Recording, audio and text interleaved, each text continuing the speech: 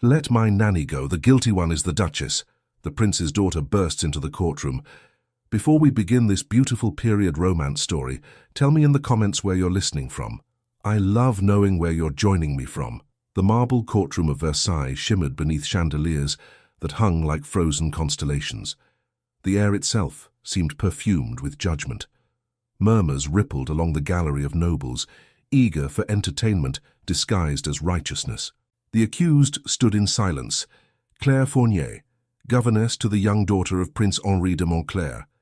Her pale hands were folded, her eyes lowered, her voice locked behind pride and terror. The judge's words rolled through the chamber with measured indifference. Claire Fournier, servant of His Highness's household, you stand accused of the theft of Her Grace the Duchess de Villeneuve's emerald necklace. How do you plead? 1,000 glances darted toward her, but Claire spoke only one word. Innocent. The Duchess, seated in a cascade of silks the color of envy, smiled faintly as if pitying the accused. Innocent, she murmured to the woman beside her. She must believe the court is blind. Claire heard it. Her throat burned, but she remained still. She had learned, in years of service, that silence was safer than truth. Prince Henri sat a few seats from the king's dais, his posture rigid, his expression unreadable. He had known Claire since the birth of his daughter Elise. To see her standing before the court like a criminal stirred something ungovernable within him, something he dared not show before the crown. The prosecutor, powdered and pompous, stepped forward. The necklace, valued at 12,000 livres, was last seen upon the Duchess's neck at the ball of Saint-Honoré. The following morning it was gone. A search of the servants' quarters led to the discovery of an empty box beneath the accused's bedding. No other servant had access to that wing. I call upon Her Grace, the Duchess Marguerite de Villeneuve, to confirm her accusation. All heads turned toward the Duchess. She rose with the grace of one long accustomed to being obeyed. I confirm, she said smoothly. The necklace was a wedding gift from my husband, the Duc de Villeneuve. I cherished it. When it vanished, I requested a discreet inquiry. Alas, the evidence pointed to my former companion, now the governess of the Montclair child. I take no pleasure in her disgrace, but justice must not bow to sentiment. A murmur of approval rippled through the nobles. Claire lifted her chin for the first time. Your Grace, she said softly, I served you once. You know I am not capable of theft. The Duchess's lashes lowered. People change, Claire. Ambition is a subtle poison. Before the judge could speak again, a sudden noise broke through the solemnity. The heavy doors at the back of the hall burst open, slamming against the walls. Gasps echoed. A small figure ran down the aisle, skirts gathered in trembling fists. Papa, cried a clear young voice. Stop this! You must stop this now! It was Elise, the prince's daughter. Her cheeks were flushed, her golden curls disheveled. 2 guards rushed to intercept her, but she slipped past them with the agility of desperation. She reached the center of the hall and faced the throne. Let my nanny go, she shouted, her small voice trembling but fierce. The guilty one is the Duchess. For an instant the world seemed to freeze. Nobles stared, mouths half open. Even the king's hand, raised to his lips, stopped mid-motion. Elise! Prince Henri rose to his feet. What are you doing here? The child turned toward him, tears shining in her eyes. She didn't steal it, Papa. Claire never steals. I know she didn't. The judge cleared his throat, visibly shaken. Your Highness, remove the child. This is most improper. But the king, amused and intrigued, gestured lazily. Let her speak. Innocence is rare in these halls. Elise swallowed hard. Her little hands trembled as she reached for something hidden in the folds of her gown. She stepped forward and opened her palm. There, glinting in her small hand, lay a single green gemstone. The crowd erupted. A wave of voices rose like a storm breaking over marble. The emerald! The missing jewel! How did she come by it? God in heaven, the child! The Duchess's face drained of color. This is madness, she hissed. That child must be mistaken. Elise looked directly at her. I found it under your chair, madam, 3 days ago. You dropped it, didn't you? The courtroom trembled with collective disbelief. Prince Henri reached his daughter and knelt beside her, his voice low. Elise, think carefully. Are you certain? The girl nodded, her lip quivering, but her gaze steady. Yes, Papa. I wanted to tell you before, but the Duchess told me not to speak of it. She said it was not a matter for children. All eyes turned to Marguerite. Her smile flickered, then returned, brittle as porcelain. Your Majesty, children imagine things. Perhaps she picked up a trinket in the garden. Any jeweler could tell you that is not my emerald. The king motioned for the gemstone. His steward carried it to the dais. The jewel caught the candlelight and scattered it in brilliant sparks across the room. The judge examined it next, comparing it to the record of the missing necklace. His voice trembled slightly as he said, "The cut and size match the inventory precisely." Claire stood motionless. She dared not believe what she was seeing. The weight pressing on her chest lifted slightly, but disbelief held her silent. The Duchess straightened. "Your Majesty, surely you see what is happening here. A child has been manipulated by her governess. The poor girl must have been instructed to stage this spectacle." Henri's eyes darkened. "My daughter is not capable of deceit, madam." "Every child is capable when affection is used as bait," the Duchess replied coldly. The king looked from one to another, his amusement fading. "Enough. The matter grows tangled. We shall suspend judgment until further inquiry. The court is adjourned." But the tension did not break. It thickened. The Duchess swept from the chamber like a storm, her husband trailing behind, bewildered. Nobles whispered, fanning themselves nervously. Henri lifted Elise in his arms. "My little one, what you've done, do you understand what it means?" "She was going to be punished," the child murmured against his shoulder. "I couldn't let them hurt her." He turned to Claire, still standing between two guards. "You will be taken back to your quarters until the inquiry is complete," the judge announced. Claire met the prince's gaze. For the first time in weeks, she saw compassion there, not judgment. "Thank you, Your Highness," she whispered. He shook his head. "Thank my daughter. She has done what none of us dared." The guards led Claire away, though not with the same harshness as before.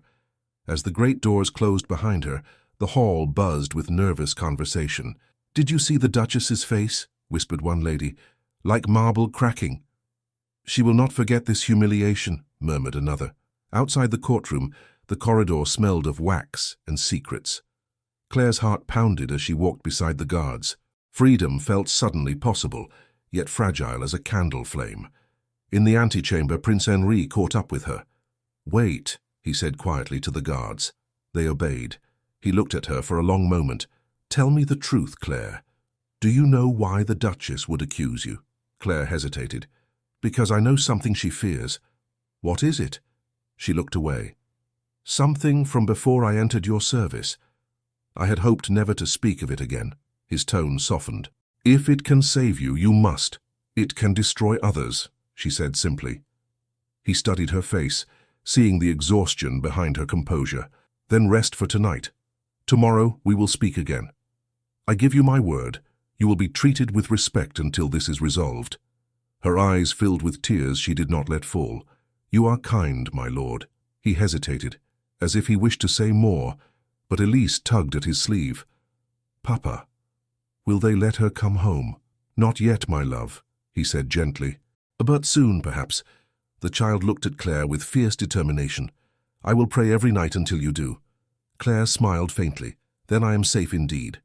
They parted in the corridor, the prince and his daughter ascending the golden staircase, the governess descending toward the cold cellars below. That night Versailles did not sleep. Rumors darted from salon to salon, twisting truth into spectacle. Some said the Duchess had framed the governess to conceal her own theft. Others claimed the child was bewitched. But among the servants whispers of sympathy spread, whispers that carried Claire's name with a strange reverence. In her narrow cell, Claire sat upon the straw mattress and clasped her hands. She tried to pray, but found no words. The face of the Duchess rose before her, pale and furious.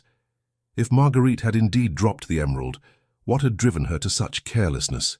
Fear, guilt, or something even deeper? The key turned in the lock. Claire rose quickly. It was not the guard she expected, but a younger one, his expression uneasy. He stepped inside, glancing over his shoulder. "Madame," he whispered, "I am sent to give you this." He placed a folded slip of parchment in her hand. His fingers trembled. "Who sent you?" she asked. He shook his head. Do not ask. Read it when you are alone. He left as silently as he had come. Claire unfolded the note under the dim light of the lantern. The handwriting was elegant, almost familiar. 4 short lines stared back at her. If you wish to live, deny knowing the Duchess. Her heart lurched. The shadows of the cell seemed to close around her. Someone within the palace wanted her silence, someone who feared what she might reveal. She sank to her knees, the note trembling in her hand. Above her, distant bells marked the midnight hour, echoing through marble corridors and gilded ceilings. As Claire's candle burned low, she wondered whose hand had written the warning, and how long she had before the truth demanded its price. The dawn over Versailles was grey, a colourless light that carried the smell of candle smoke and unease. News of the Emerald's appearance had already crossed the palace corridors, like fire leaping from wick to wick. Servants whispered at the doors of chambers, courtiers muttered in the galleries. Every conversation ended the same way. No one could understand how a child had dared accuse a duchess. Claire had not slept. The message burned in her thoughts. Deny knowing the Duchess. But how could she deny what all of Versailles already knew? Once, years ago, she had been Marguerite's companion. She had written letters for her, read poetry aloud to her, dressed her hair when she was still only the new wife of the Duc de Villeneuve. That memory now felt like a crime. The guard who brought her breakfast refused to meet her eyes. "The prince has asked to speak with you after the morning meal," he muttered. "Will I be freed? That is not for me to say." When he left, she tore the bread in half, but could not swallow. The note lay hidden in her sleeve. Someone inside the palace wanted her frightened and silent. Someone who believed she knew something worth killing for.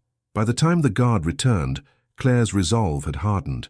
If she was to be silenced, she would first understand why. He led her through the lower passages of the palace, where daylight touched only in thin lines through iron grates. They climbed a narrow staircase and entered a small salon near the chapel. Prince Henri was already there, standing by the window, his profile caught in pale light. "Claire," he said softly, turning toward her, "you look exhausted." "I am well enough, Your Highness." He waved away formality. "After yesterday, no one in this palace is well. Sit, please." She obeyed, keeping her hands still in her lap. "The court is in confusion," he continued. "The king has ordered that the jewel be examined by experts. Until then, the inquiry remains open. My daughter insists she spoke the truth." "She did, my lord." "I know," he sighed, pressing a hand to his temple. "But truth in Versailles is often treated as mischief. The Duchess is already spreading her version of events. She says you bewitched my daughter with tales and made her believe in impossible things." Claire gave a bitter smile. "Then I am a sorceress as well as a thief." He studied her face. "What truly happened between you and the Duchess? I can protect you only if I understand." She hesitated. "I once served her years ago. When she first arrived at court, she was young and uncertain. I read letters for her, copied notes. One night she dismissed me without explanation. I never understood why. But she feared something then, something in a letter she had written." Henri's brow furrowed. "A letter?" "I don't know its content, only that she sealed it with the Villeneuve crest and burned another before my eyes. She said, 'One must erase the past to survive at court.' Then she told me to leave her household forever." The prince's gaze sharpened. "Do you think the letter concerns the emerald?" "I think it concerns her guilt," Claire said. Henri stepped closer, lowering his voice. "You must be cautious. The Duchess is powerful and merciless. Even the king hesitates to cross her. I will speak with the judge today.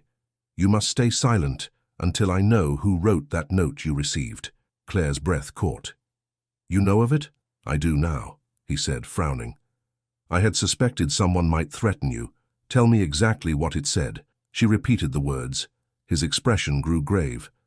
"Then you are in danger. Do not answer any questions from others. If anyone speaks of the Duchess, you know nothing, until I tell you otherwise." She nodded. "And Elise? Is she safe?" He smiled faintly. "The child is in the gardens with her tutor. She believes you will come home soon. I do not wish to disappoint her." A knock at the door interrupted them. The steward entered, bowing. "Your Highness, Her Grace requests an audience." Henri's eyes darkened. "Tell her I am occupied." "She insists, my lord. She says it concerns the reputation of your household." After a pause, Henri said quietly, "Let her in." Claire rose instinctively, her pulse quickening. The Duchess swept into the room like a breeze of perfume and silk. Her beauty remained impeccable, though her composure had the brittle shine of glass about to crack. "Your Highness," she said sweetly, "how kind of you to grant me a moment." Her gaze slid to Claire, and the sweetness vanished. "I see the accused is still in comfort. One would think prison food agrees with her." Claire lowered her eyes but said nothing. Henri spoke coldly. "You did not come here to insult my servants." "Servant?" she said softly. "Ah, yes, the noble heart of a prince, ever charitable to the lowly.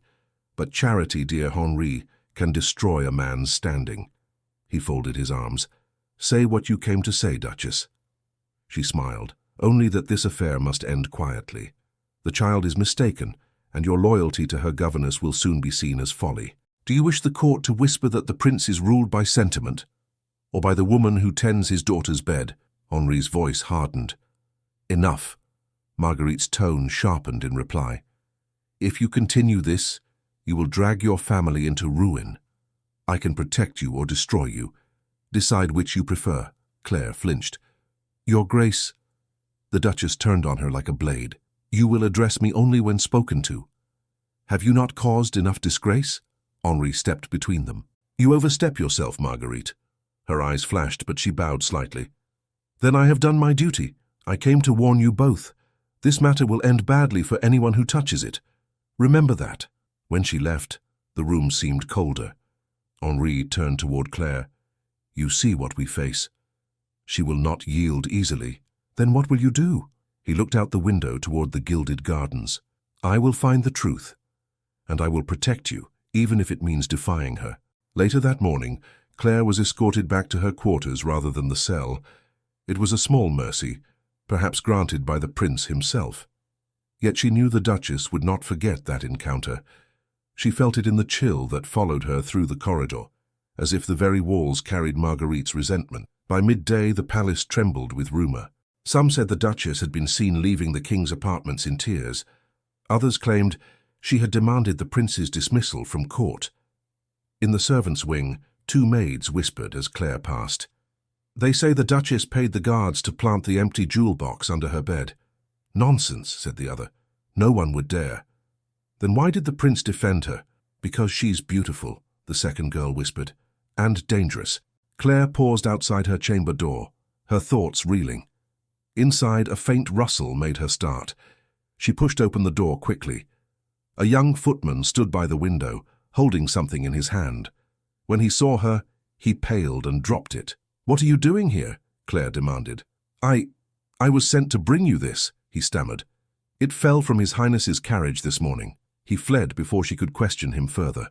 On the floor lay a folded scrap of parchment. She lifted it. Inside was a single line written in a hurried, unfamiliar hand. "Do not trust anyone in the court, not even those who defend you." Her heart pounded. The warning deepened the mystery. Was it another threat, or a plea for caution? That evening, as twilight dimmed the corridors, a knock sounded at her door. When she opened it, she found Elise standing there, her little cloak drawn tightly around her shoulders. "Elise, you should not be here."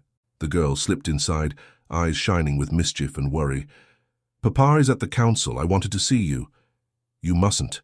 If they find you, I don't care." She threw her arms around Claire's waist. "They said you might go away again. Promise me you won't." Claire knelt and held her close.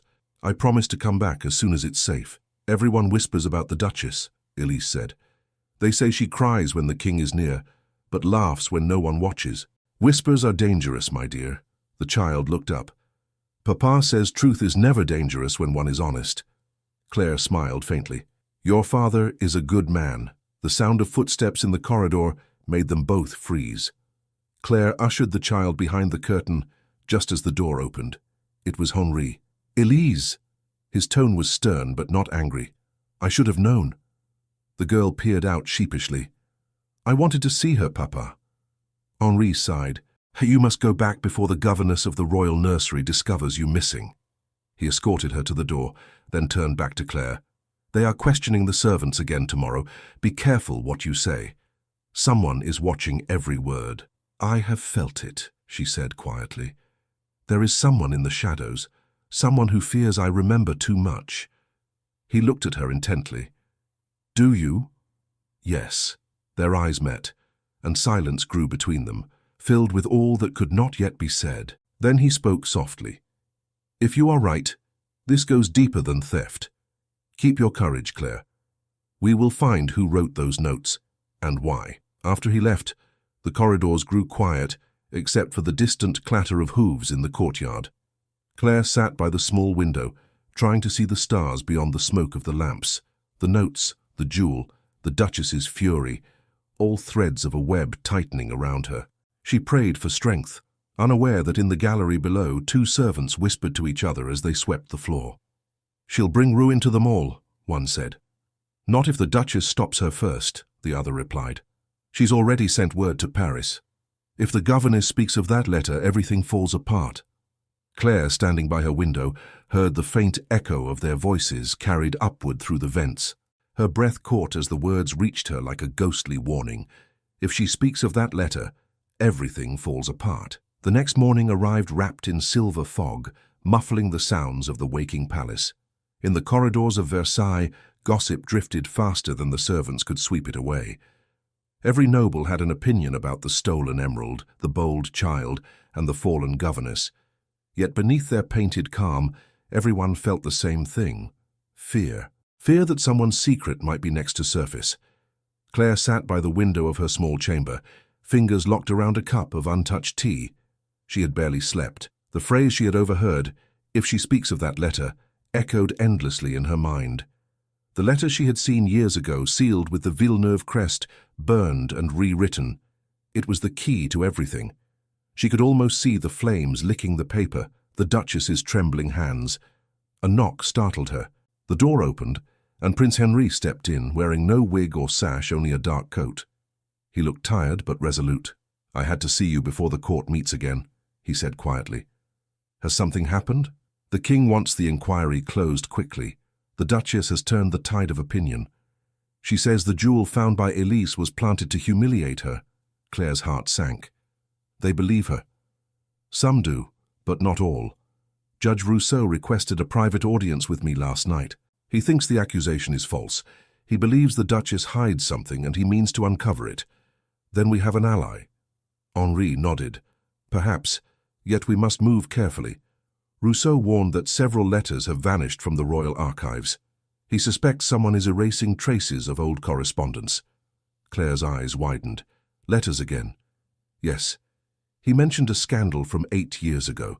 A noble woman ruined by forged love letters that drove her to exile. He would not name her, but the timing matches the Duchess's rise to favor." A faint tremor passed through Claire's hands. "I was there when she wrote that letter. She claimed it was to defend her honor, but it was a lie. I copied it for her, at her command. The next morning she dismissed me without explanation.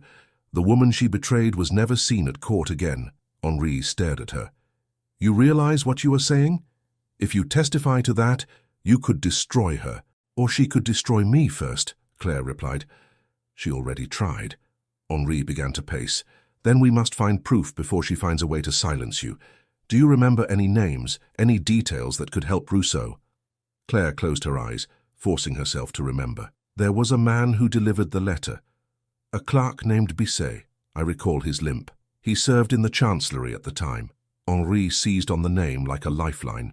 "I'll send word to Rousseau. If this Bisset still lives, he might have kept a copy or a memory."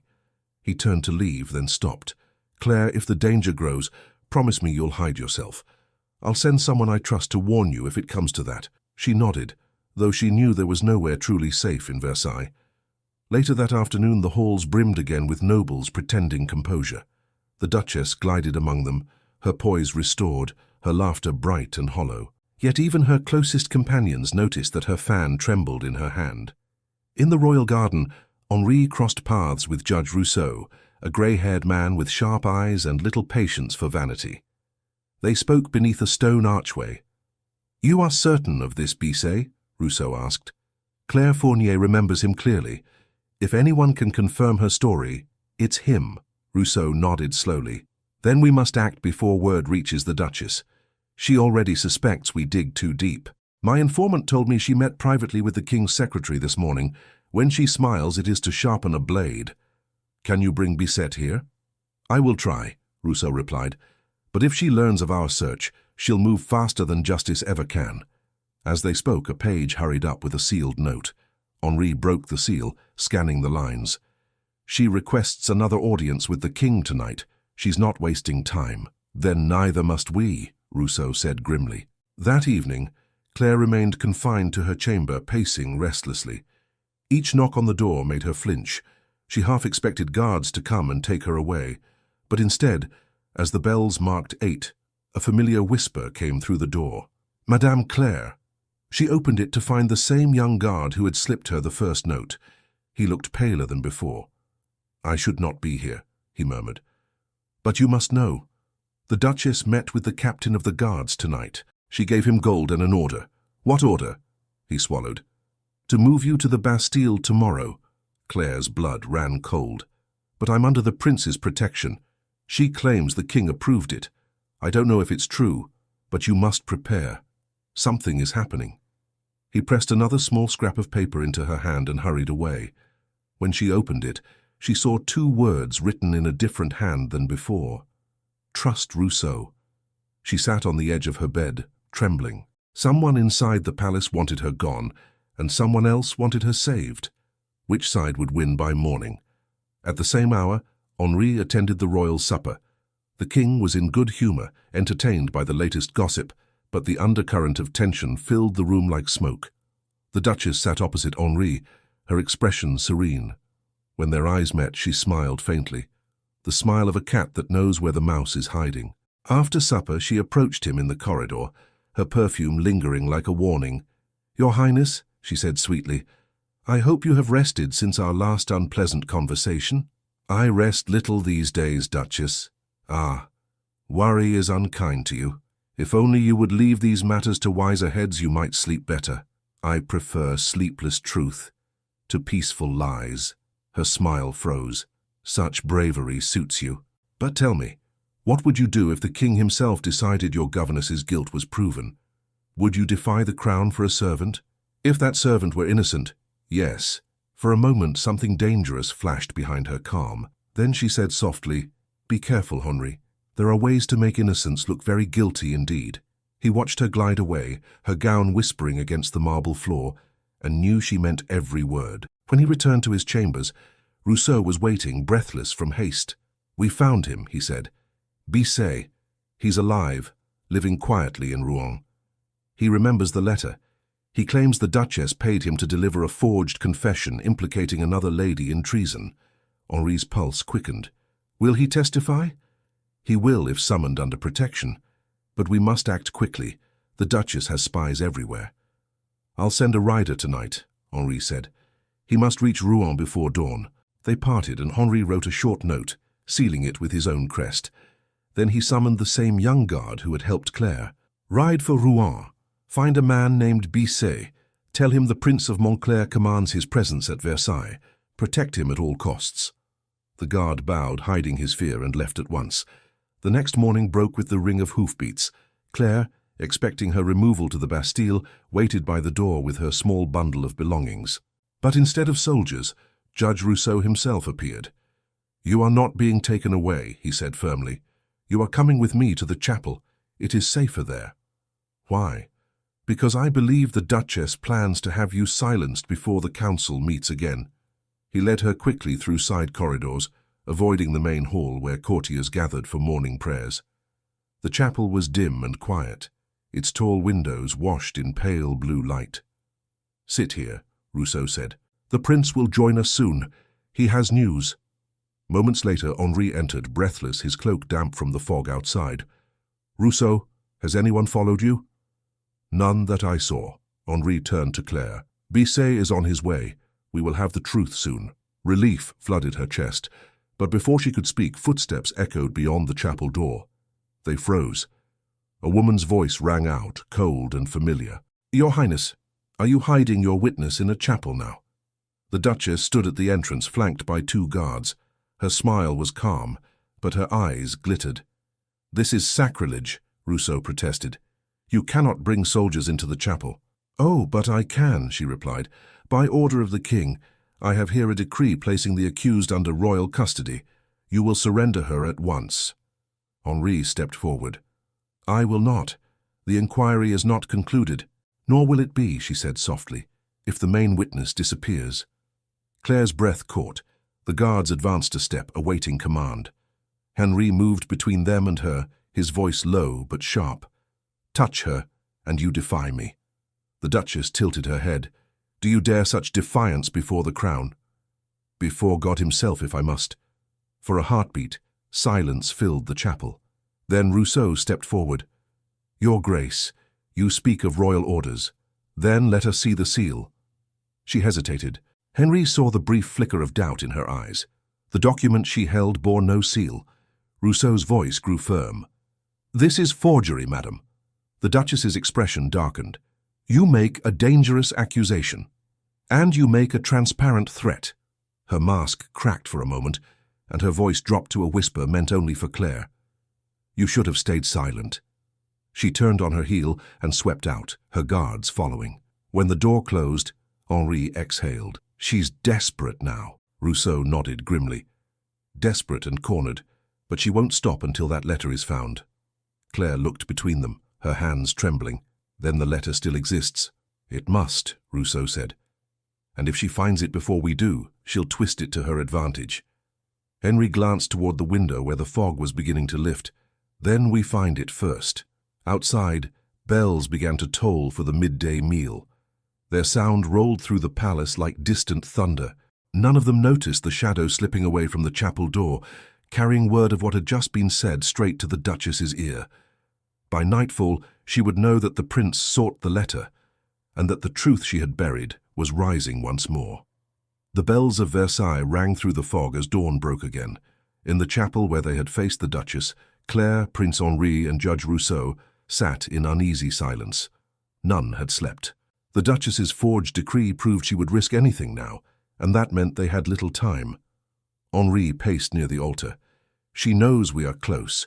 If we cannot find that letter before she does, she'll destroy every witness. Rousseau's voice was steady. The Duchess's greatest weapon has always been fear. We must take it from her. I have a plan, but it demands courage from both of you. Say it, Henri urged. We will make her believe she is already lost, Rousseau said. If she thinks the letter is found, her panic will betray her. Claire frowned. You mean to deceive her? To expose her, Rousseau corrected. When Bisset arrives with his testimony, we shall let her hear whispers of the letter's return. She will seek it, and when she does, she will reveal where it truly lies. Henri stopped pacing. It's dangerous. Rousseau nodded. Truth often is. Claire rose. If this is the only way, I will do it. She will not frighten me anymore.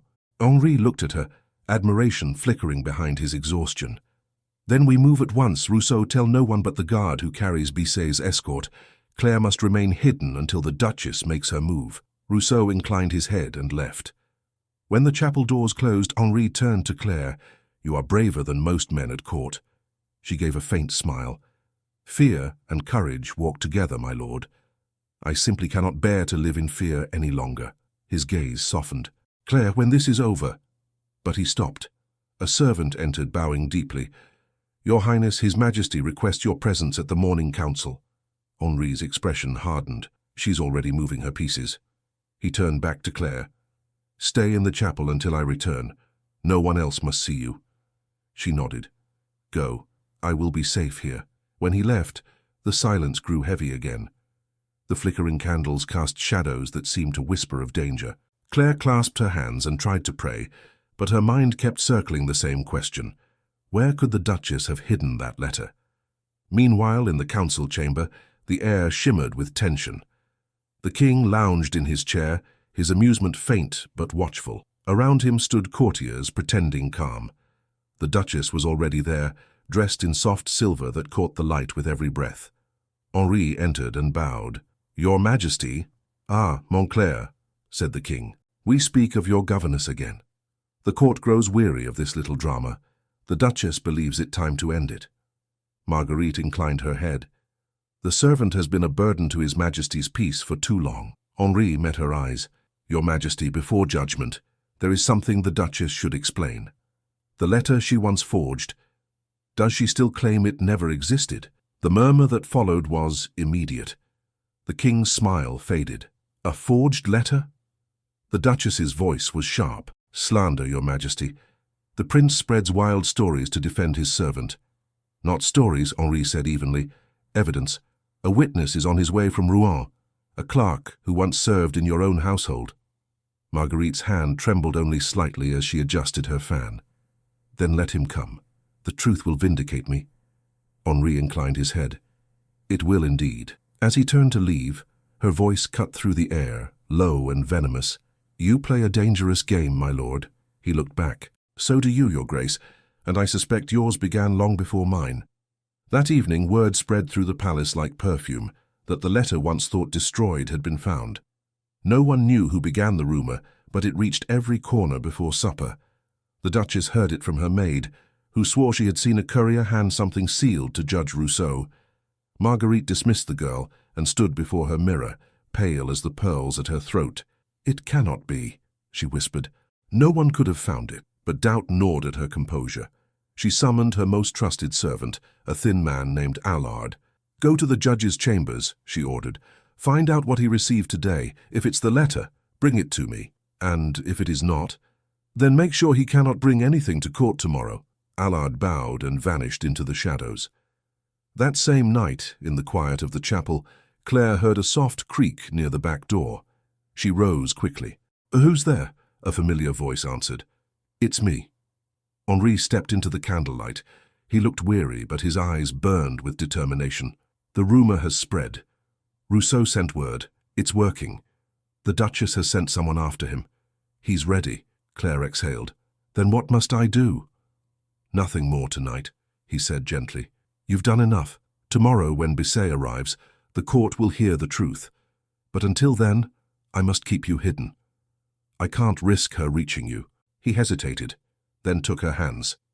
Claire, whatever happens, know that you've already changed more than you realize. You've shown this court that honesty still exists. She felt her throat tighten. If truth survives, it will be because of you, not me. Their eyes met in silence. Then he released her hands and turned toward the door. I must meet Rousseau.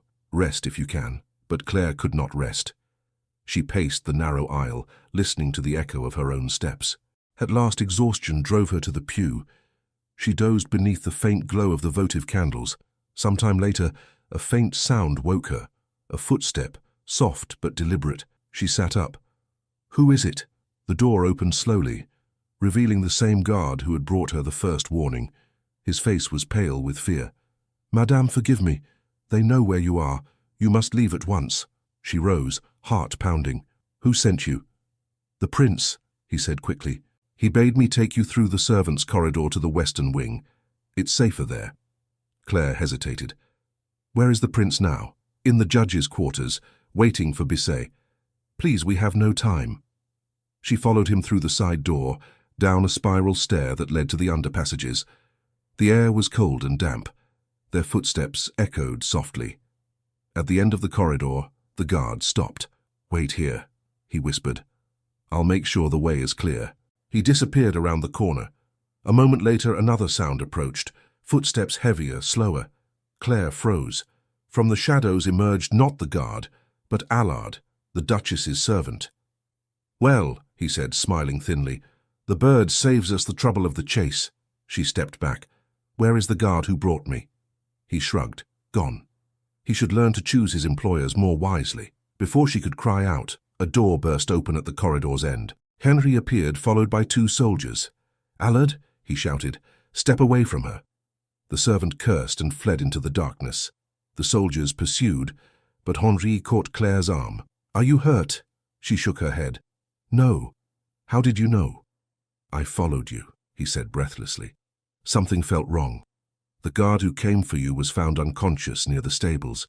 The Duchess sent an impostor. Claire's knees weakened. She means to end this tonight. Not if we end it first, Henri said. Rousseau just sent word. Bisset has arrived. He carries the original letter. Her eyes widened. The original? Yes, hidden all these years in a church ledger. The Duchess's handwriting, the false confession, all of it preserved. He guided her back up the stairs toward the chapel. At dawn we present it to the king, then her reign of lies ends. But as they stepped into the dim light of the nave, the chapel door swung open once more. A messenger stumbled inside, his cloak torn from riding.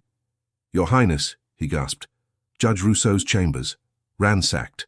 The letter is gone." The messenger's words froze the air. For a heartbeat, no one spoke. Henri gripped the man's arm. "Gone? How? When?" "Just after midnight, Your Highness. The guards found the chamber overturned, papers scattered. Judge Rousseau lives, but he was struck down from behind. He sent me to warn you before the Duchess could flee." Claire's breath caught. "She has the letter." Henri turned toward the chapel doors. "Then she believes she's won. Or she plans something worse," the messenger said. "Her carriage stands ready. She means to appear at the king's ball tonight." Henri's expression hardened. "Then so shall we." He sent the messenger for physicians and guards, then faced Claire. "This ends now. If she shows that letter at court, she'll twist it until the king sees you as the deceiver." Claire steadied herself. "Then we must reach him first." Henri shook his head. "Not in daylight. She would make a scene and claim your presence threatens her safety. We must wait until tonight, when masks hide faces, but not intentions." She frowned. "The masquerade? Yes. She will believe herself untouchable there. But truth wears no disguise. All day, Versailles hummed like a restless hive. Servants draped the halls in gold, tuning violins and setting tables for the king's ball. Outside, carriages arrived from every noble house, wheels clattering on cobblestones. Yet behind the glitter, anxiety pulsed like a fever. Everyone had heard of the inquiry. Everyone waited for its conclusion. In her chamber, the Duchess stood before her mirror, the emerald necklace gleaming once more at her throat. On the table lay a sealed letter, its edges worn but legible. Her lips curved faintly as she traced her name written in another's hand, proof, she believed, of her control. When her maid asked if she should summon the Duke, Marguerite laughed softly. "Let him drink with his friends. Tonight I dance with the king's favor again." But when she was alone, her composure faltered. The letter's wax seal bore no royal crest, only the faint imprint of her own signet. What if the forgery was recognized? What if Rousseau had seen it before it vanished? She poured herself a glass of wine and forced her hand not to tremble. Meanwhile, Henri prepared in his private quarters, fastening the simple black mask that would conceal his face among hundreds. He looked at Claire, who stood uncertain in a borrowed gown of pale ivory, her hair loosely gathered. "I cannot go in as a servant," she said quietly. "They will recognize me." "They won't," he replied. "Tonight you are only a guest from the provinces. No one will question a masked lady with a prince at her side. I don't belong there. You belong wherever truth must be spoken." Their eyes met briefly before he offered his arm. "Stay near me. When the time comes, we face her together." Night fell with 1,000 candles blazing in mirrored halls. Music drifted through the palace like silk, waltzes blending with laughter that sounded almost desperate. Masks of gold, silver, and feathers shimmered under the chandeliers. The ball had begun. Henri and Claire entered unnoticed among the stream of guests. Her heart pounded as she glimpsed the Duchess across the room, radiant in crimson silk, surrounded by admirers. Her fan fluttered idly, but her gaze searched the crowd with restless precision. Henri led Claire to the edge of the dance floor. "Watch her hands," he murmured. "She'll not carry the letter openly. It's hidden, perhaps in her fan or sewn into her gown." "She never parts with that fan," Claire whispered. "Even when she eats, she keeps it near." "Then that's where it lies." As the orchestra swelled, the Duchess turned gracefully toward the king. "Your Majesty," she said with a dazzling smile, "a night of joy after such troublesome days. May it remind us that beauty and order still reign at Versailles." The king chuckled, charmed. "And truth, I hope, my lady." "Always, sire," she replied. Henri's jaw tightened. "Truth on her lips is blasphemy," he muttered. Across the room, Claire's eyes never left the fan. Each flick of its painted feathers seemed to mock her. Finally, she whispered, "If she feels cornered, she'll destroy it." Henri nodded. "Then we must corner her without warning." He stepped forward, weaving through dancers until he stood within her circle of admirers. "Your Grace," he said smoothly, bowing. "A pleasure to see you recovered from recent troubles." Her smile froze when she recognized his voice. "Your Highness honors me." "Not at all. I merely wish to congratulate you on your composure. Few could attend a ball on the eve of an inquiry." She tilted her head. "When one's conscience is clear, one need not hide." Henri's eyes gleamed behind the mask. "Indeed. Yet I hear a whisper that the forged letter may have surfaced again. Surely that would darken anyone's conscience." Her hand tightened on the fan, but she laughed lightly. "Rumors, my lord. The court feeds upon them. One must learn not to choke." "Wise counsel," he said. "And yet some rumors, when proven true, tend to burn the liar's hand." The orchestra paused. For a brief moment their voices carried across the hall. A few heads turned. The Duchess's eyes flared with fury. "Your Highness," she said coldly, "perhaps your concern for servants has made you forget your manners." "Perhaps," he said quietly, "but not my honor." The king, noticing the tension, beckoned Henri closer. "Come, Montclair. Let us not spoil our evening with disputes." Henri bowed and stepped back. As the dancers resumed, he rejoined Claire near the marble columns. "She's frightened," he whispered. "She knows we're close." "How will we expose her?" "By forcing her hand. The king will retire soon. Before he does, we must make him see what she hides." Claire nodded, trying to steady her breath. "Then I must speak to her." He stared at her. "You can't. She'll strike the moment she's cornered." "She already has," Claire said softly. "I will not let her finish the game she began." Before he could stop her, she crossed the floor. The Duchess turned, startled. "You!" she breathed. "How dare you come here?" Guests nearby drew back, sensing danger behind the smiles. Claire curtsied slightly. "I came to thank you, Your Grace." "For what?" "For teaching me that silence serves only the cruel." Marguerite's fan froze mid-motion. "You forget your place." "I remember it well," Claire said. "It was beneath your roof that I learned deceit could wear jewels. You dismissed me for seeing too much, and now you stand before the king wearing the proof of your crime at your throat." Gasps rippled through the room. The music faltered again. The Duchess's hand trembled so violently that the fan slipped from her grasp. Henri seized the moment. He stepped forward and picked it up. The hinge cracked as he turned it over. Inside, sewn beneath the silk, a folded parchment glimmered faintly. He tore it free. "This, I believe, belongs to the court." The king's face darkened.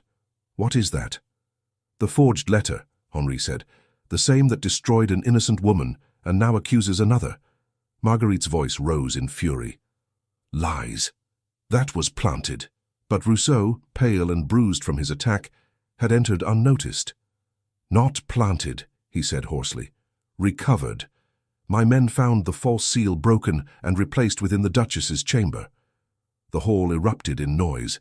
Nobles whispered and gasped. The Duchess stumbled backward, her mask slipping. "You fools," she hissed. "You think this saves her? You think truth will make you safe?" Guards moved forward at the king's gesture, but she laughed bitterly. "You'll never bury scandal, sire. The court feeds on it. Today it is me, tomorrow another." Henri's voice cut through her defiance. "But today, justice belongs to the innocent." Marguerite's shoulders sagged. The guards seized her fan and jewels. The king's verdict was brief. The Duchess de Villeneuve will be confined to her estate pending full inquiry. Her titles are suspended. As she was led away, she turned to Claire, her face pale but fierce. "Enjoy your victory, governess. The crown may free you, but the world never will." When she was gone, silence fell over the ballroom. The king rose, signaling the end of festivity. "Enough masks for one night," he said coldly. "Let the truth breathe." Guests began to disperse in uneasy waves. Henri turned to Claire. She looked dazed, her hands clasped before her. "It's over," he said softly. But Rousseau, still leaning on his cane, shook his head. "Not yet. The king may strip her title, but her allies remain. Someone helped her steal the letter from my chamber. Until we find who, your safety is not certain." Henri frowned. "Then we leave Versailles tonight." "Leave?" Claire asked. "You'll go to my estate outside Paris until the final hearing. It's the only place beyond her reach." Rousseau nodded. "Go quickly. Before dawn she'll have half the court plotting her revenge." Henri took Claire's hand. "Gather what you need. I'll send for Elise. We leave within the hour." But as he turned toward the door, a page ran in, breathless and frightened. "Your Highness," the boy gasped. "The Duchess's carriage never went to her estate. The guards sent to escort her are missing." Henri's face went still. "What do you mean?" "She escaped, my lord. She's gone."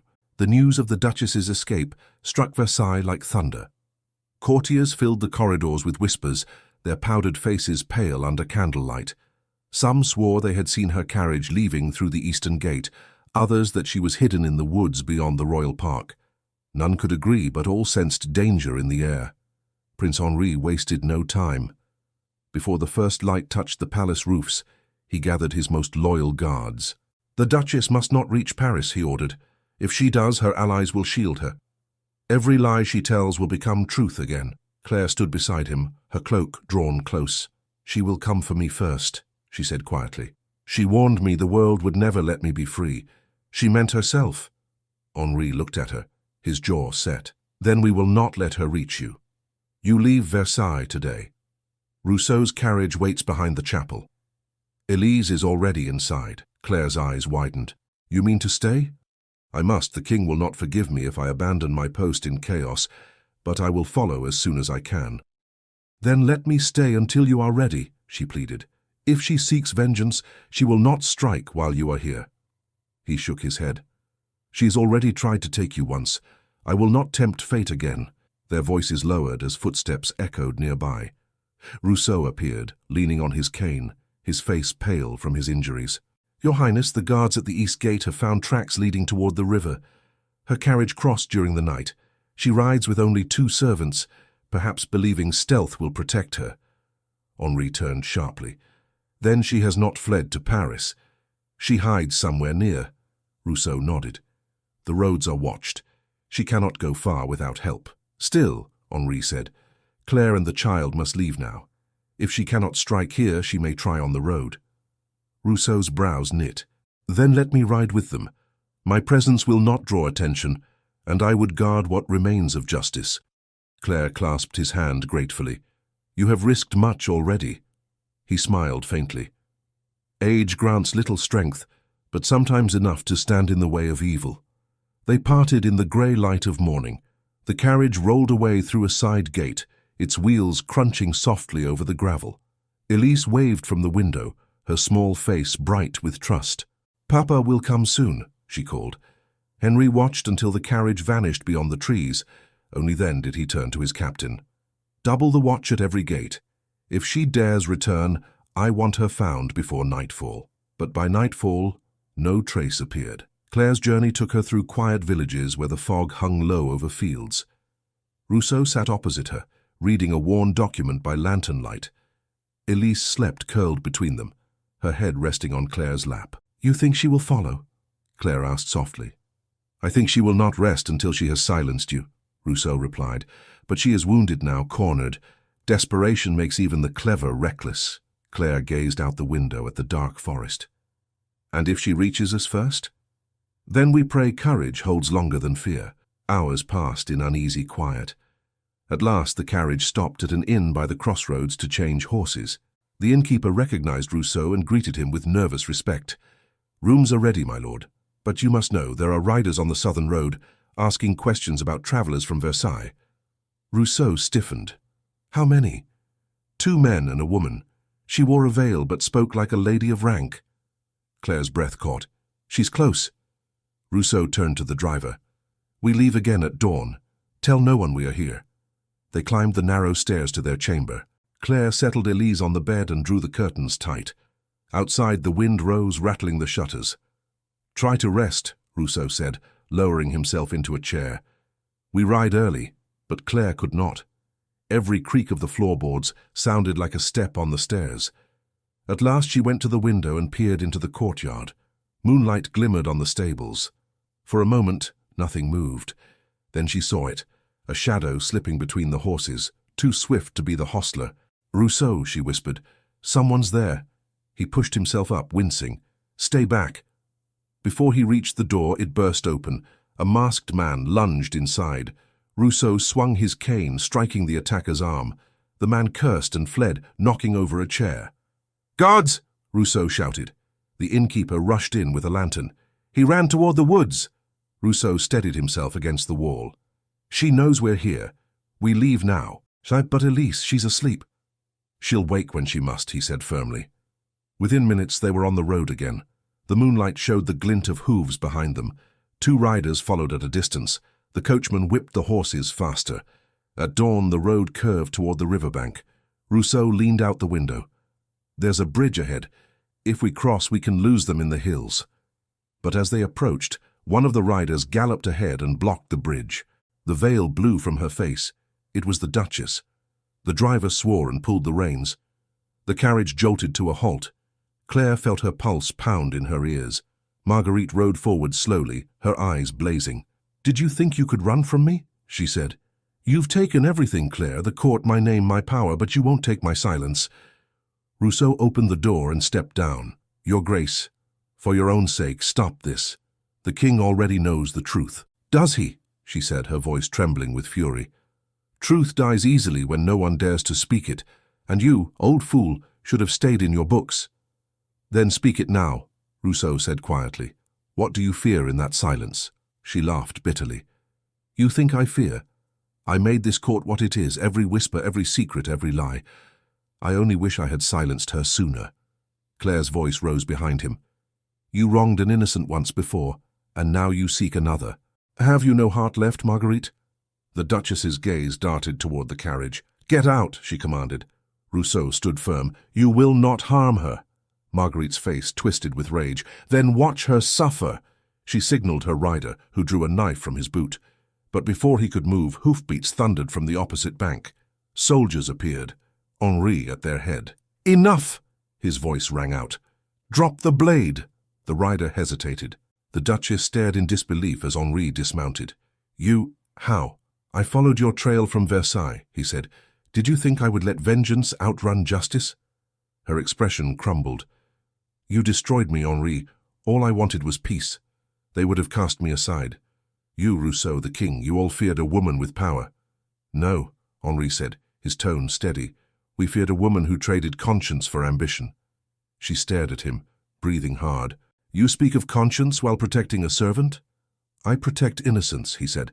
"Something you once possessed and threw away." Her hand trembled. "You cannot take everything from me. I will not go back to chains." Henri nodded to the guards.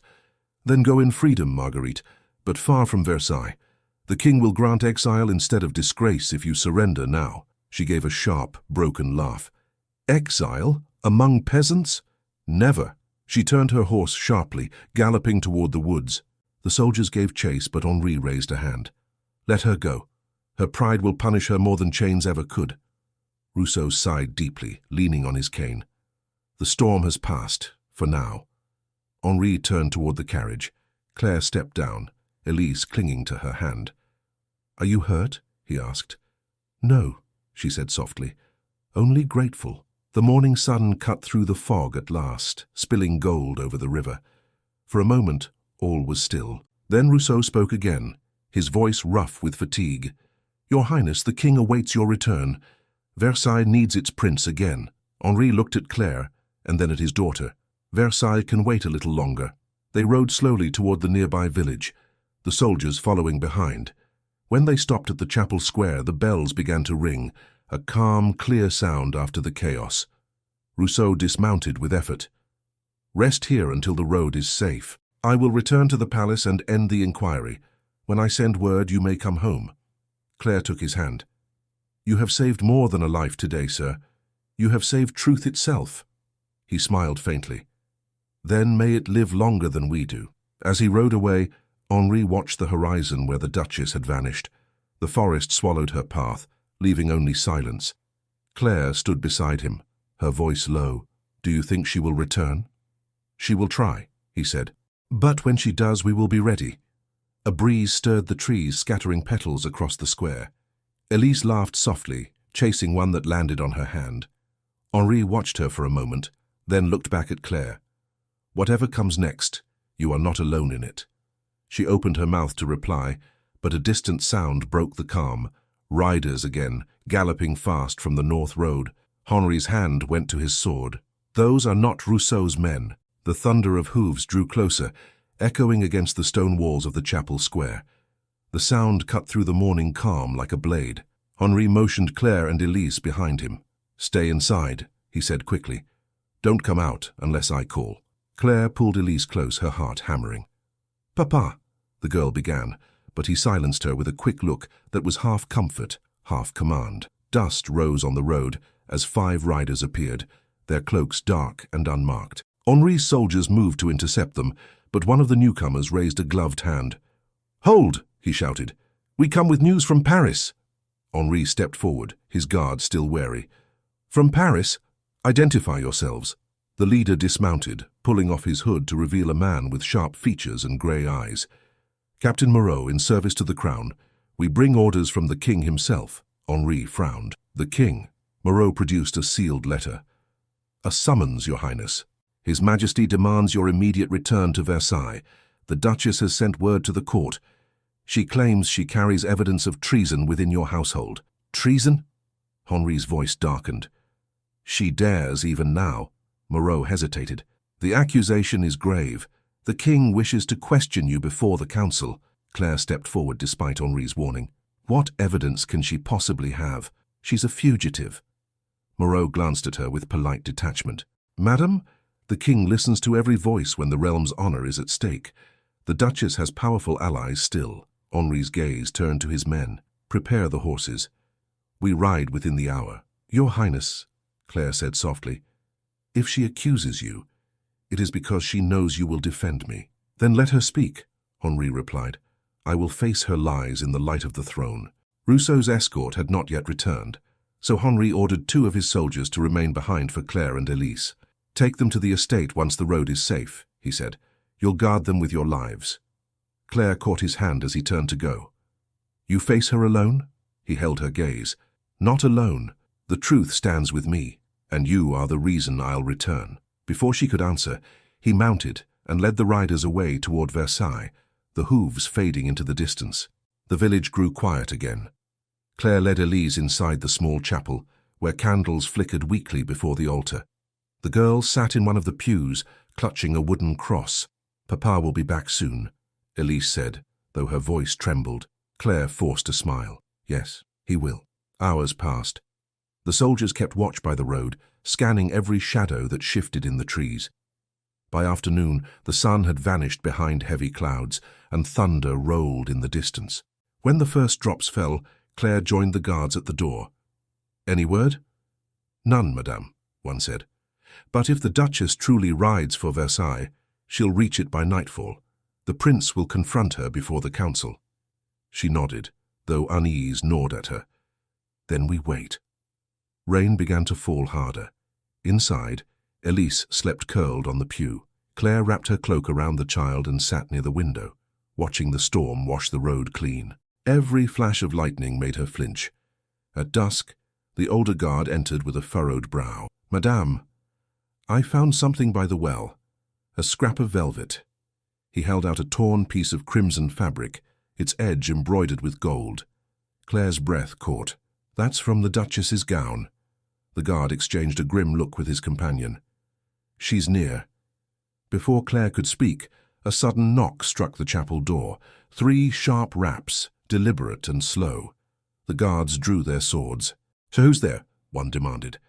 A voice answered from outside, smooth and familiar. "A traveller seeking shelter from the rain?" Claire froze. She knew that voice. "Open," the Duchess said softly, "or I shall think you unkind." The older guard stepped back, sword ready. "Stay behind us, madame." The door creaked open a few inches, enough to reveal the Duchess standing in the downpour, her face half shrouded by a hood. She looked soaked and pale, but still carried herself with chilling poise. "Your Grace," the guard said sharply, "you are under royal order of arrest. Do not move." Marguerite smiled faintly. "Arrest? How quaint! The king has already forgiven me. I am come to fetch what is mine." "What you seek is not here," Claire said, stepping into the light. The Duchess's eyes gleamed. "Ah, but she is." In a swift motion, she pushed the door wider, Behind her stood two men armed with daggers. The guards moved to block them, blades clashing. The sound of steel filled the small chapel, echoing against the stone. Claire pulled Elise into the corner, shielding her. One guard fell, wounded, the other fought fiercely, forcing the attackers back toward the doorway. Lightning flashed again, blinding them for an instant. Marguerite stepped through the chaos, her voice rising above the storm. "You thought you could erase me, Claire. You thought you could bury my name beneath your virtue." Claire's voice shook but held steady. "I never wanted your ruin. I wanted only justice." "Justice." The Duchess laughed bitterly, a word for the powerful to excuse their mercy. "You took my husband's respect, the king's favor, even the child's affection. What remains to me but vengeance? Vengeance will not make you whole." The Duchess's smile vanished. "No, but it will make me remembered." She drew a small pistol from beneath her cloak, its barrel gleaming in the candlelight. The guards froze. "Your Grace," one said cautiously, "lay it down." "Step aside," she ordered. Claire pushed Elise behind the altar, her heart pounding. "Please, Marguerite, this will not bring peace. End this before it destroys what's left of you." "Silence!" The Duchess's voice broke. "I was queen of that world, and you nothing. I will not vanish into dust while you rise in my place." Her finger trembled on the trigger. A thunderclap split the sky, and the pistol fired. The shot rang through the chapel, shattering a candle holder. Smoke filled the air. Claire fell to her knees, covering Elise with her arms. When the smoke cleared, she realized the bullet had struck the wall inches above her head. Marguerite stood frozen, her face white. The weapon slipped from her hand. I missed," she whispered, as if the words were a curse. The guard lunged forward, seizing her by the arm. She did not resist. Instead, she stared at Claire with a strange, hollow calm. "You will have your happy ending now," she said softly. "But remember, every crown of virtue rests on another's ruin." As the soldiers bound her hands, thunder rolled again. The younger guard retrieved the fallen pistol. "Your Grace, you'll answer for this at Versailles." She laughed once, quietly. "So many times I've heard that." They led her out into the storm. The rain swallowed her figure as they disappeared down the road toward the capital. Claire sank onto the floor beside Elise, trembling. The child clung to her. "Is it over, Nanny?" "Yes, my love," she said, though her voice quavered. "It's over." But deep inside, she knew it wasn't. Not while Henri faced the king's wrath alone. At dawn, the guards returned, weary but triumphant. "She's delivered to the palace," one said. "The prince arrived there before us." "The king has called the final hearing for tomorrow." Claire rose slowly. "Then we go to him." The soldier hesitated. "The roads may be dangerous still." "I don't care," she said. "He has fought every battle for me.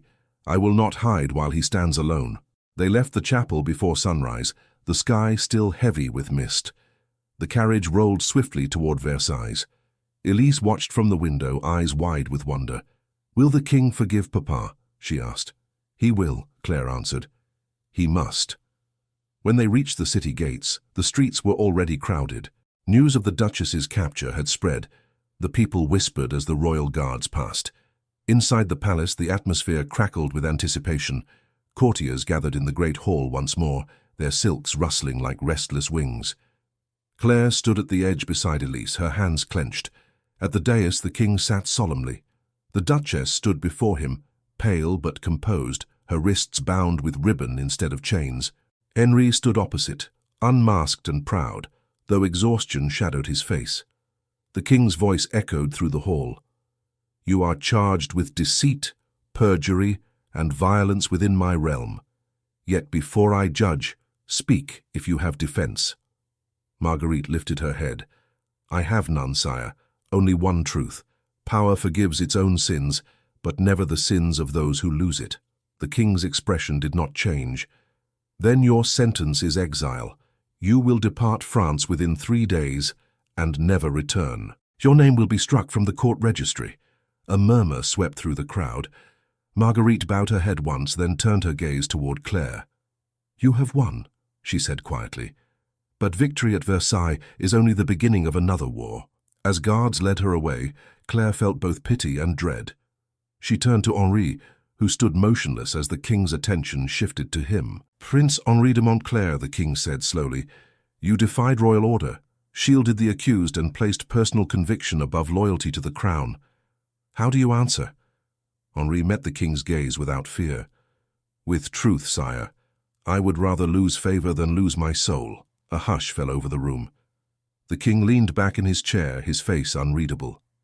Then you shall keep your soul, he said at last, but not your place. You are relieved of royal duty until further notice. The hall erupted in whispers. Claire's breath caught as Henri bowed deeply, his voice calm, as your majesty commands. But when he lifted his head, his eyes found hers across the room, steady and unbroken. As the guards escorted him from the hall, Claire's pulse quickened. The king's voice rose again, cold and final. Take him to the northern wing until his departure is decided. The sound of the king's command fell like iron. The guards stepped forward at once. Prince Henri did not resist. He simply inclined his head and allowed them to lead him toward the northern wing, where nobles were held under watch rather than thrown into prison. The crowd parted in silence. Only Elise's small cry broke through the murmurs as Claire clasped her hand. "Papa!" the child cried. "Where are they taking you?" Henri turned back briefly, forcing a smile that barely reached his eyes. "Just for a while, my little one. Be brave." The great doors closed behind him. Claire stood frozen among the courtiers. The hall that had once been her terror now seemed suffocating. She wanted to run after him, but the king's gaze stopped her. "Madame Fournier," the monarch said, his tone softened but firm, "you have caused both scandal and illumination in this court. For your honesty I grant protection, but you will not interfere with His Highness's confinement. Do you understand?" She curtsied, trembling. "Yes, your majesty." "Return to your quarters," he said. "Versailles has had enough truth for 1 week." When the audience ended, the nobles dispersed in whispers. Some offered her sympathetic glances, others disdain. She walked through the gilded corridor, holding Elise close. Every portrait on the walls seemed to watch her. In her chamber, she sank to the chair by the fire. Elise climbed onto her lap, pressing her face to Claire's shoulder. "Why is he in a cage?" the girl asked through tears. Claire smoothed her hair gently. "Because courage frightens kings, my love. But your father is not afraid, and we must not be either." She spent the next hours pacing, unable to rest. Each footstep echoed her anxiety. When the candles burned low, a knock sounded at the door. Rousseau entered, looking older than she remembered. "You should not be alone tonight," he said quietly. "Have they told you what will happen to him?" she asked. He nodded. "The king means to send him away to his estate under watch. It is mercy, not punishment, but exile all the same." "Exile," she whispered, "for defending innocence." "Versailles forgives scandal more easily than virtue," Rousseau said bitterly. "But the storm will pass. I will speak with the council tomorrow. The king listens to reason when the court sleeps." Claire rose abruptly. "I cannot wait for tomorrow. I must see him tonight." "You cannot," Rousseau warned. "The northern wing is guarded." "Then tell me another way. I will not let him think I have abandoned him." Rousseau studied her for a moment, then sighed. "There is a servants' corridor that leads beneath the north tower. If you go after midnight, the guards will have changed shifts. I will distract the watch if I can." She clasped his hand. "You are risking much." "So did he," the old judge replied. "Now go, before courage fades." When midnight came, the palace lay cloaked in silence. Claire wrapped herself in a dark cloak and slipped into the corridor. The faint gleam of moonlight guided her through the narrow passage that smelled of damp stone. She moved quietly, her breath shallow, until she reached the staircase to the north wing. 2 guards stood at the far end of the hall, their lanterns casting wide circles of light. Claire waited, hidden behind a pillar, until one yawned and muttered about the cold. The other stepped away to fetch more wine from the lower level. When their footsteps faded, she darted forward. The heavy door at the end was locked, but she had seen enough keys in her years of service to recognize the type. She slipped a small hairpin from her braid and turned it carefully. The latch gave a soft click. Inside, the air was heavy and still. Only a single lamp burned on a table. Henri sat beside it, his coat unbuttoned, his face pale but calm. He looked up in shock when she entered. "Claire, how—" She closed the door behind her. "Do not speak, I had to come." He rose and caught her hands. If they find you here, let them, she said fiercely. I cannot stand outside those walls while you bear the blame for my life. He smiled faintly, though his eyes shone with exhaustion. Your courage will undo me before the king does.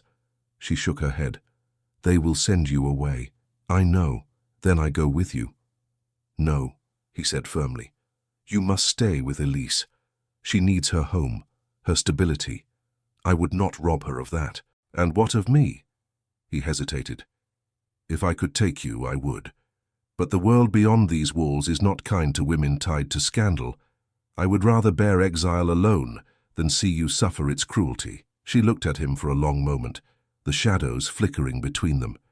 You think I fear the world more than I fear losing you?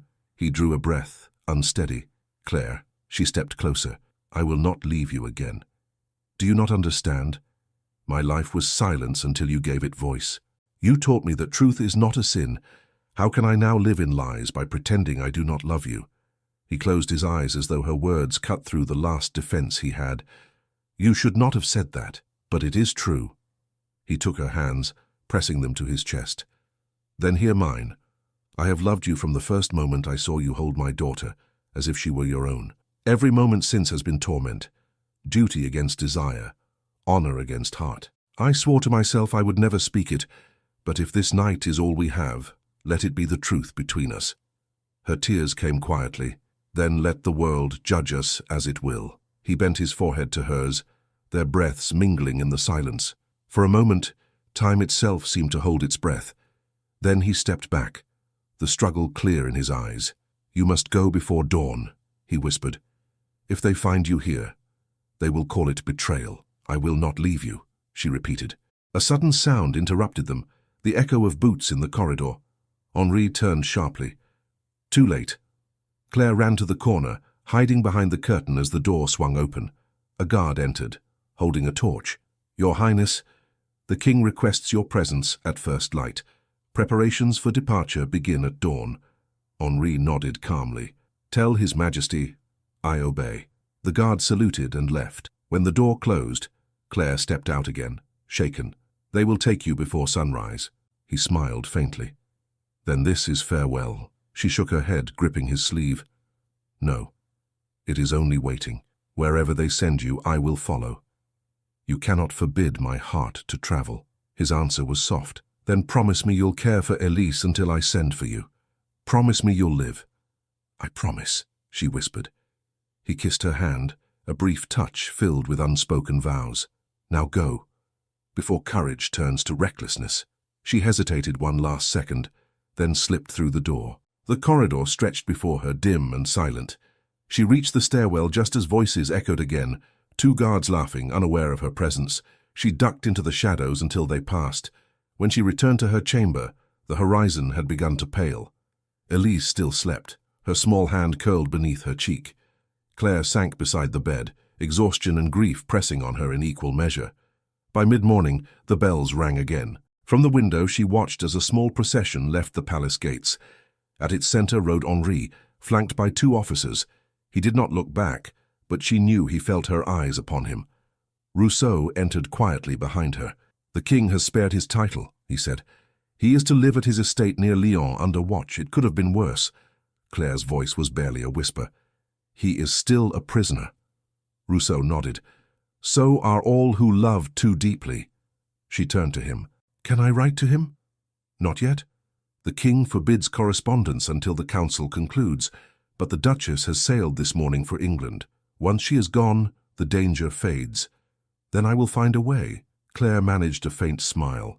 You have been a friend, when I thought none remained. Justice has few friends, he said softly. That is why we must protect those it touches. Days passed in uneasy quiet. Versailles returned to its routine of gossip and grandeur, pretending tragedy had never crossed its halls. But every evening, Claire and Elise lit a candle by the window facing the west, sending their silent hope toward the man far away. 1 week later, as the sun set over the gardens, a messenger arrived carrying a sealed note. Claire broke it open with trembling hands. The handwriting was unmistakable. Henri's. My dearest Claire, it began, they may hold me in walls of stone, but my heart walks beside you. Tell Elise I see her smile in every sunrise. The king's anger cools. Rousseau has spoken well for me. If fortune allows, I will return before winter. Until then, remember what you said. Truth is not a sin. Her eyes blurred with tears. She pressed the letter to her lips, unaware that from the courtyard below, a shadow watched her window before melting into the garden's darkness.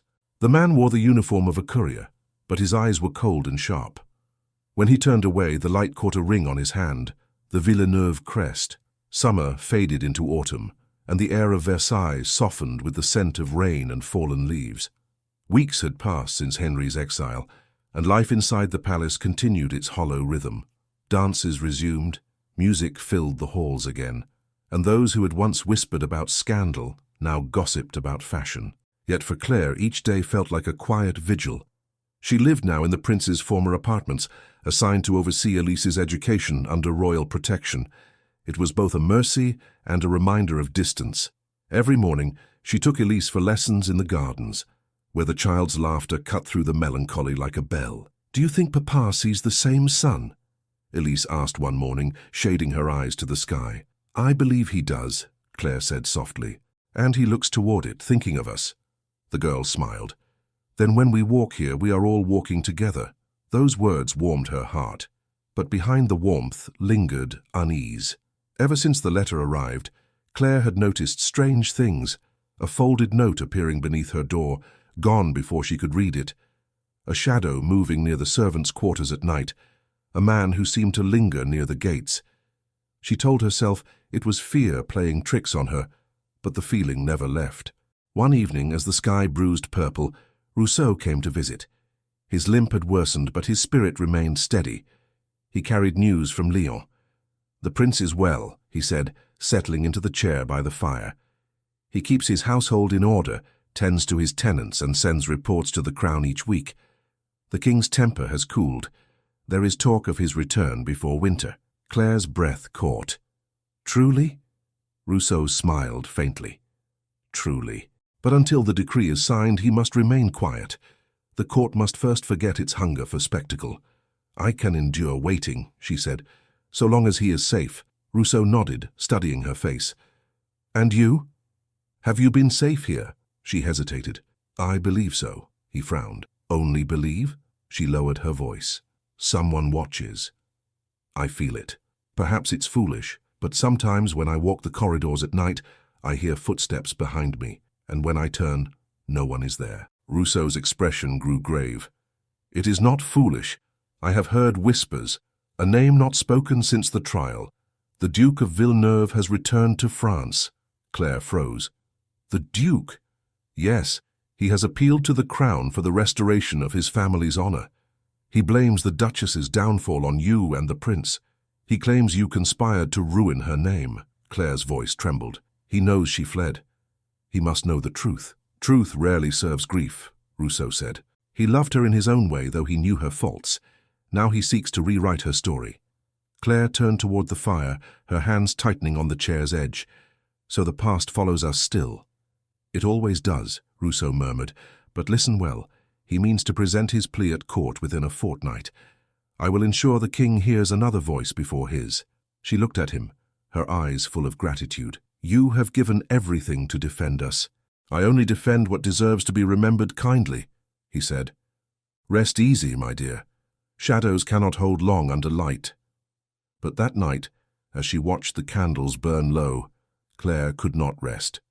She dreamed of the Duchess's face, pale, furious, and unrepentant, and of Henri, alone behind distant walls. When she woke before dawn, she found a letter slipped beneath her door. It bore no seal. Only one sentence was written in a precise, elegant hand. The sins of the Duchess were not hers alone. Claire stared at the words until the ink blurred. Later that morning, she showed it to Rousseau. He examined it with a frown. "This handwriting," he said slowly, "is not the Duke's. It is hers." "That's impossible," Claire whispered. "She sailed for England months ago." "Then someone carries her ghost," Rousseau said grimly. "Perhaps a loyal servant, perhaps the Duke himself. Either way, it means only one thing. They seek to stir the ashes." Within days, news arrived that confirmed his fear. The Duke of Villeneuve had requested an audience with the king, not to plead mercy, but to accuse. His petition claimed that the Duchess had been a victim of forgery and deceit, orchestrated by Prince Henri and his governess to steal influence and wealth. The court buzzed again. Old rumors returned like crows to a field long ploughed. By the second week of autumn, Rousseau was called to testify once more. He left Versailles for Paris to gather records that would clear Henri's name. Before he departed, he told Claire, "Stay close to the child. Trust no one beyond your door. When I return, all will be resolved." But the palace was no longer safe. 2 nights after Rousseau's departure, the guards reported that a man wearing the Villeneuve crest had entered the grounds disguised as a courier. He vanished before they could question him. That same evening, Elise fell ill, a sudden fever, fierce and strange. Claire called for the physician, who shook his head helplessly. "It may be no more than exhaustion," he said, "but her pulse is weak. Keep her warm and pray." Claire sat beside the bed, cooling the girl's brow with a damp cloth. "You must not leave me, Elise," she whispered. "Your father cannot bear another loss." The child stirred faintly. "Nanny, don't cry. I can hear Papa's voice. He says we'll go home soon." Claire pressed her hand. "Yes, my darling, we will." But as night deepened, a sound came from the corridor, the creak of a door, the faint echo of steps. She looked up sharply. The guards had been dismissed to fetch medicine. "Who's there?" she called. No answer. She rose, heart pounding, and crossed the room. The door opened slowly under her hand. The corridor stretched empty and dim, save for a flicker of candlelight near the far corner. When she stepped forward, a voice stopped her, low, steady, and cold. "Still guarding the prince's treasure, I see." She turned. The man who emerged from the shadows was tall, dressed in dark riding clothes, his face lined with bitterness. The Villeneuve crest gleamed at his throat. "Duke," she breathed, "you should not be here." He bowed slightly, though mockery sharpened the gesture. "Versailles still welcomes noble blood, even when it has been stained. You came to frighten me." "To remind you," he said. "You think her guilt absolves you. You think your virtue redeemed what you destroyed. My wife died of shame in exile, not by her sins, but by yours." Claire steadied her voice. "She destroyed herself, my lord. I only told the truth." "Truth," he hissed. "That word again. You have no idea what truth cost her." He stepped closer, his eyes burning. "Do you know what it is to love someone so deeply that you would rather believe her lies than live without them?"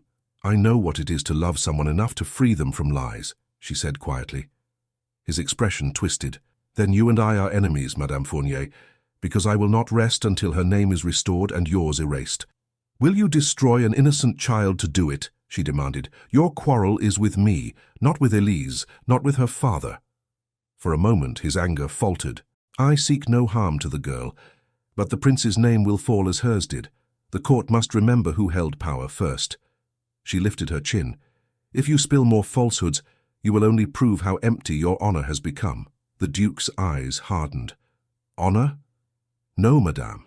I have only vengeance left." He turned sharply and strode down the corridor, his cloak sweeping behind him.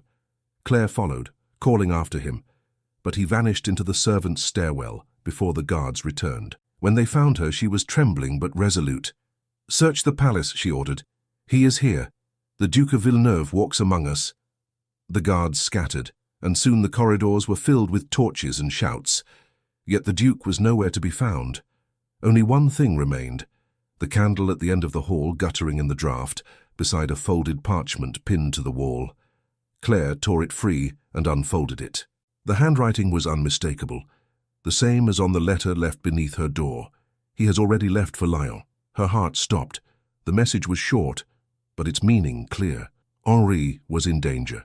The night that followed felt endless. Claire barely breathed as she read the note again, the words burning into her mind. "He has already left for Lyon." There was no signature, no seal, but she knew who it meant. Henri. He was alone, still under watch in exile, and the Duke was riding toward him. Every beat of her heart said the same thing. If she did nothing, she might lose him forever. She gathered her cloak and crossed the room to Elise's bedside. The child stirred weakly, the fever broken at last. "Where are you going?" she murmured. Claire bent close. "To bring your father home. Bring him back soon," the girl whispered. "I'll wait by the window." Claire kissed her brow, then turned to the guards outside the door. "I need 2 horses and silence," she said. "Not a word to the court. The Duke rides for Lion and I ride faster." The younger guard hesitated. "But, Madame, the King will forgive a servant who saves his prince," she cut in. They obeyed. Within an hour, she was on the road, the chill wind biting at her face as the dark fields rushed by. The stars stretched wide above her, and the sound of hooves echoed through the night like a heartbeat. She rode without stopping, her thoughts fixed only on one thing.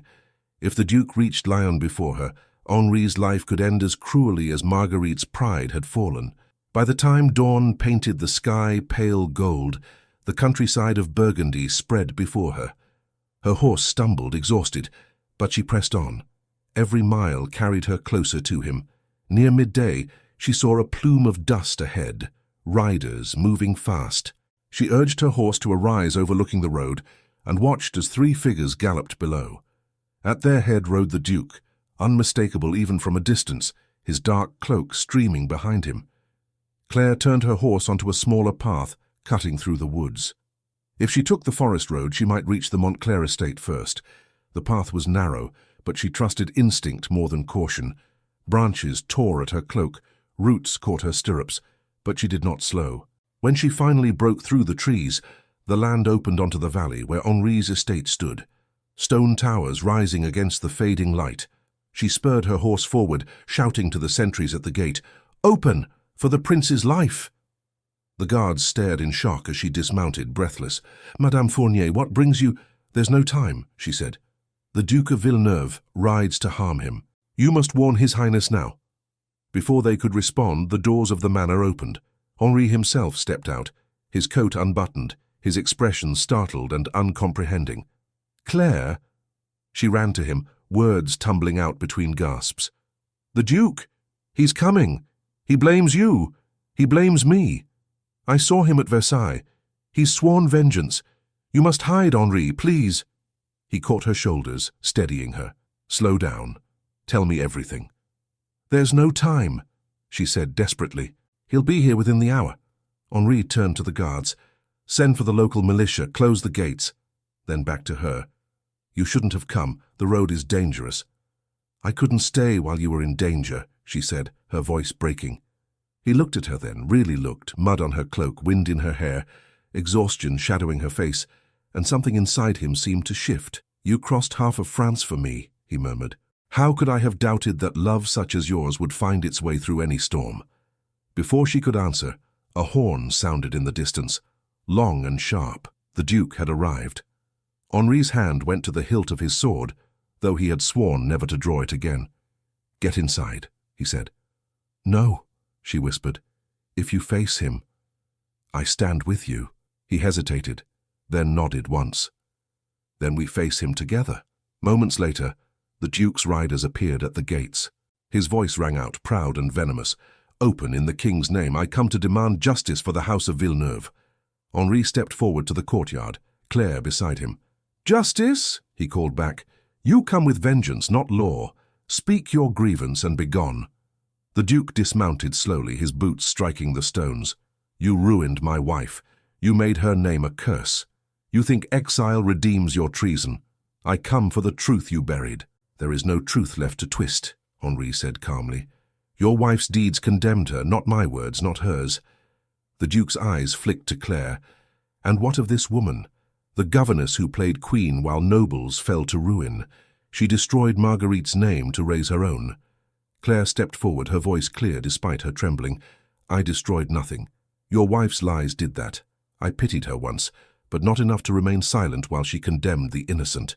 He sneered. "Brave words for a servant clinging to a prince's favor." Henri's tone sharpened. "Say another word against her, and you will answer to me." The Duke laughed bitterly. "At last the prince defends his mistress openly." Henri's patience broke. "She is not my mistress. She is my heart. And for her I would endure every exile and every disgrace again." The declaration hung in the air. Claire felt her knees weaken, but Henri's hand found hers, steady and sure. The Duke's face twisted. Then both of you shall share her fate. You think your title protects you, but the court already whispers of your fall. Then let them whisper, Henri said. Their words have never built anything worth keeping. The Duke drew a pistol from his coat. Gasps rose from the guards. Henri pushed Claire behind him. You won't kill me here, Henri said. Not before witnesses. The Duke's hand trembled. Witnesses forget. Widows weep forever. Before he could aim, Claire stepped forward. If it is revenge you want, then take it from me, she said. It was my testimony that condemned her, my words that stripped your house of honor. But if you kill an innocent man, you will become what you claim to despise. The Duke's eyes flickered, uncertainty warring with rage. You would die for him. I would live for him, she said simply, and that is what terrifies you most. The pistol wavered. For a heartbeat, no one moved. Then a shot rang out, not from the Duke's hand but from the wall above. One of Henri's guards had fired, striking the weapon from the Duke's grasp. It clattered to the stones. The Duke staggered, clutching his arm. The weapon's smoke drifted between them like a ghost. Henri stepped forward. Enough blood for one lifetime, Villeneuve. Leave now. Take what remains of your pride and make peace with it. The Duke glared at him, hatred hollowing his features. Peace? You know nothing of it. I know it begins when vengeance ends, Henri said. For a long moment the older man stood motionless. Then his shoulders sagged. You've taken everything from me, he whispered. Even my anger. He turned to his men. We leave. They mounted in silence and rode away, their silhouettes fading into the mist. When they were gone, Henri exhaled, the tension breaking like a string. He turned to Claire, who still stood frozen, her hands shaking. It's over, he said softly. You're safe. Her voice trembled. You could have been killed. So could you, he replied, stepping closer. And yet you came. You crossed mountains of fear to find me. How can I ever repay that? She looked up at him, tears bright in her eyes. You already have. You believed me when no one else would. He touched her face gently, brushing a stray tear away with his thumb. If believing in you is my sin, then I will never ask forgiveness. Her breath caught. The world around them seemed to fall away. The courtyard, the guards, the distant fields, until there was only him. I thought I had lost you, she whispered. He smiled faintly. You will never lose me again. Their lips met, tentative at first, then fierce with all the months of silence and fear and longing that had kept them apart. The kiss broke the weight of everything that had passed. The trial, the exile, the pain. For the first time, there was nothing between them but peace. When they parted, Henri rested his forehead against hers. Stay here, he murmured. Let this place be our beginning, not our end. She laughed softly through her tears. And what of the king? I'll face him, he said, but not as a man begging pardon, as one who has found his freedom.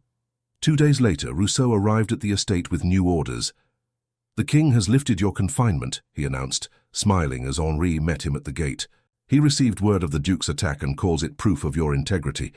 You are to return to court when you wish, though between us, he seems relieved you are far from it. Henri clasped the old man's shoulder. Then, justice, at last, keeps its promise.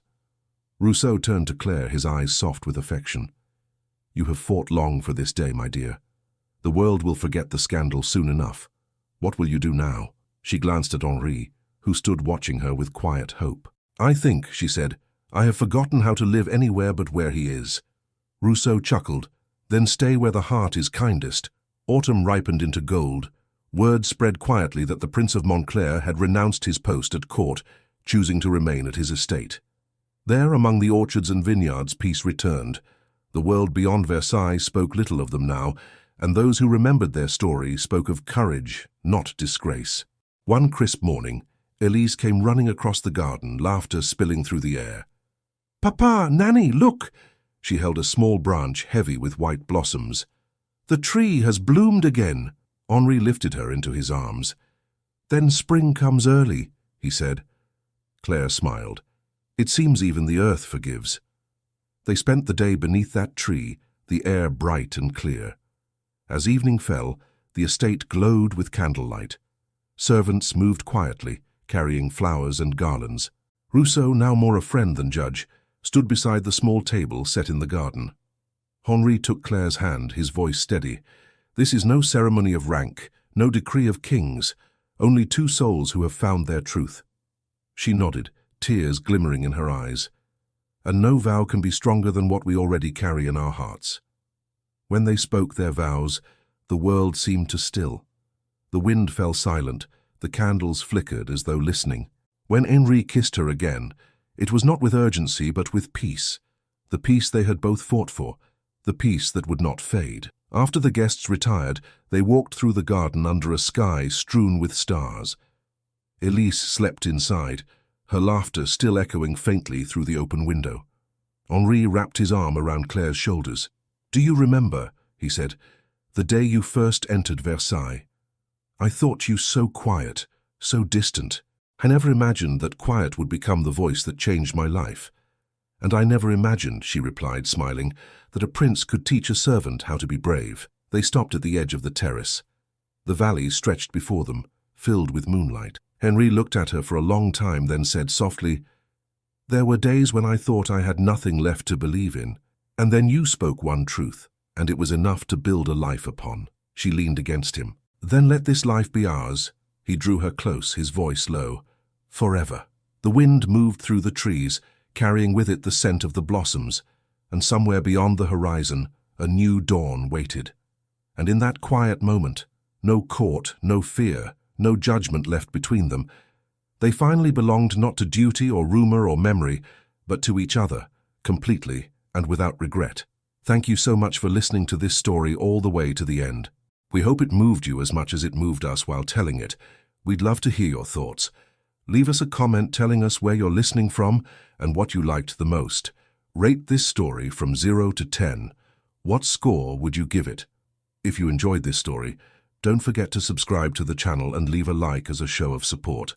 That really motivates us to keep creating and sharing more stories full of emotion and life lessons. And before we go, we want to remind you that an exciting and heartwarming story recommendation will appear on the final screen. If you'd like to enjoy it, just click on the video. Thank you once again for being here, and we'll see you in the next story.